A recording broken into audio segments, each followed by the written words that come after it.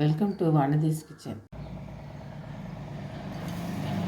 இந்த கீரை நிறைய பேர் பார்த்துருப்பீங்க. முடக்கருத்தான் கீரைன்னு சொல்லுவாங்க.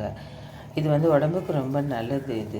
இந்த கீரையில் நிறைய சமையல் பண்ணுவாங்க. கீரை இது காரக்குழம்பு வைப்போம். இதில் தொகையல் பண்ணலாம்.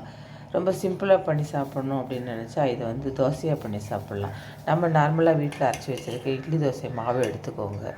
இது நான் 4-5 தோசைக்கு வரும். இந்த மாவு நான் எடுத்துருக்கிற அளவு. இதுக்கு இவ்வளவு கீரை எடுத்திங்கன்னா இதை மிக்ஸி ஜாரில் போட்டு அரைச்சிட்டு இதோட கலந்துட்டு அப்படியே தோசை ஊற்ற வேண்டியதுதான். சூப்பராக இருக்கும். நல்ல ஒரு கார சட்னியோ அல்லது தேங்காய் சட்னியோட வச்சு சாப்பிட்டு பாருங்கள். சூப்பராக இருக்கும். உடம்புக்கு ரொம்ப நல்லது இந்த கீரை. வாங்க பார்க்கலாம். அரைச்சிட்டு வந்துச்சு பாருங்கள். இது அப்படியே இந்த தோசை மாவில் ஊற்றிக்கோங்க. ஊற்றிட்டு இந்த சாரை கொஞ்சம் தண்ணி ஊற்றியதில் அதையும் சேர்த்து மாவை நல்லா கலந்துக்கோங்க. கலந்துட்டு நல்ல தோசை நம்ம நார்மலாக தோசை ஊற்றுற மாதிரியே ஊற்றலாம். முட்டி வலி, கை கால் வலி எல்லாம் இருக்கவங்களுக்கெல்லாம் இதை சாப்பிட்டீங்கன்னு சொன்னால் ரொம்ப ரிலீஃபாக இருக்கும். முடக்கருத்தான் தோசையை ஊற்றுவோமா? நல்ல மெலீஸாக தேய்ச்சி ஊற்றுங்க. நல்ல முருகலாக வரும்.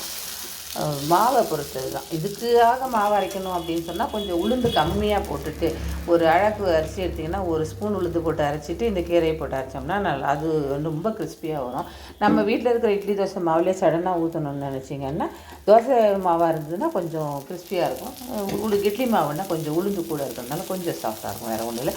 பட் டேஸ்ட் வைஸ் ரொம்ப நல்லாவே இருக்கும். ரெண்டும் பெரிய வித்தியாசமெல்லாம் இருக்காது.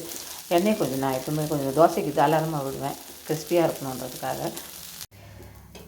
பாருங்கள் எவ்வளோ கிறிஸ்பியாக இருக்குது. அருமையாக இருக்கும். தோசை நல்ல டேஸ்ட்டாக இருக்கும். கசப்பெல்லாம் எதுவுமே இருக்காது. தோசையை செஞ்சு சாப்பிட்டுட்டு பிடிச்சதுன்னா லைக் பண்ணுங்கள், ஷேர் பண்ணுங்கள், சப்ஸ்கிரைப் பண்ணுங்கள். நன்றி, வணக்கம்.